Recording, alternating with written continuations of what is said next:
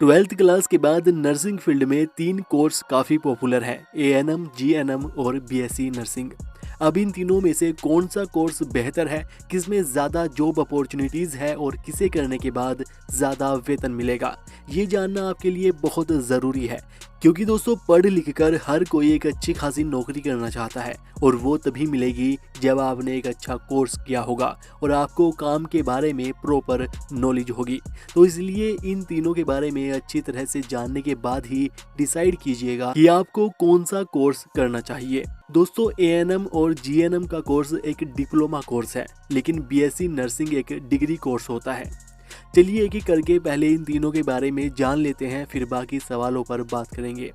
ANM का पूरा नाम ऑक्सिलरी नर्सिंग मिडवाइफरी होता है। दोस्तों, ये एक डिप्लोमा कोर्स है जो कि 2 साल की ड्यूरेशन का होता है और जिसे 12th पास आर्ट्स और साइंस वाले दोनों कर सकते हैं।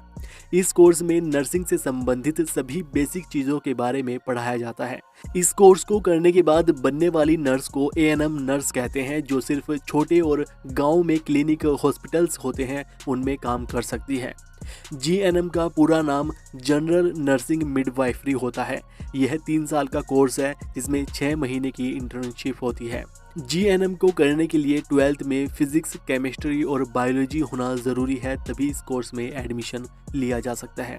जीएनएम में एएनएम कोर्स से ज़्यादा सिलेबस होता है। जीएनएम में पढ़ाई के साथ साथ प्रैक्टिकल भी ज़्यादा सिखाया जाता है और यही कारण होता है कि ज़्यादातर बड़े बड़े हॉस्पिटल्स में जीएनएम नर्स ही देखने को मिलती है, उन्हें ही ज़्यादा प्रेफरेंस किया जाता है। बीएससी नर्सिंग का पूरा नाम bachelor of science in nursing होता है। एएनएम और जीएनएम में जो सभी कुछ पढ़ाया जाता है उससे भी ज़्यादा बीएससी नर्सिंग का सिलेबस होता है। और दोस्तों, एएनएम कोर्स को हिंदी वाले भी आसानी से कर सकते हैं, लेकिन जीएनएम और बीएससी नर्सिंग के लिए इंग्लिश आनी ज़रूरी है, क्योंकि इन दोनों में सिलेबस इंग्लिश में ही होता है। अब जान लेते हैं कि आखिर इन तीनों की फीस कितनी होती है। दोस्तों, जैसे एएनएम कोर्स इन तीनों में सबसे कम ड्यूरेशन का है तो उसकी फीस कम होती है। जीएनएम की उससे ज़्यादा और बीएससी नर्सिंग की सबसे ज़्यादा फीस लगती है। एएनएम का टोटल 2 साल का खर्चा 1 लाख से 1.5 लाख के बीच में आता है। वहीं जीएनएम का 3 साल का खर्चा 1.5 से 2 लाख के बीच में आएगा और बीएससी नर्सिंग का 3 लाख से 4 लाख के बीच में खर्चा आ जाता है। अगर किसी अच्छे प्राइवेट से आप इन कोर्स को करते हैं तो लगभग इतना ही खर्चा आपका आएगा। अब बात करें इनके कार्यों की, तो दोस्तों, कार्य तो लगभग इन तीनों के सेम ही होते हैं। एएनएम कोर्स का मकसद सिर्फ नर्सिंग से संबंधित छोटे मोटे काम सिखाकर नर्स बनाना होता है, जिससे कि वह डॉक्टर्स की हेल्प कर सके और छोटे मोटे काम जो हॉस्पिटल्स में होते हैं उन्हें देख सके। लेकिन जीएनएम और बीएससी नर्सिंग में ऐसा नहीं होता।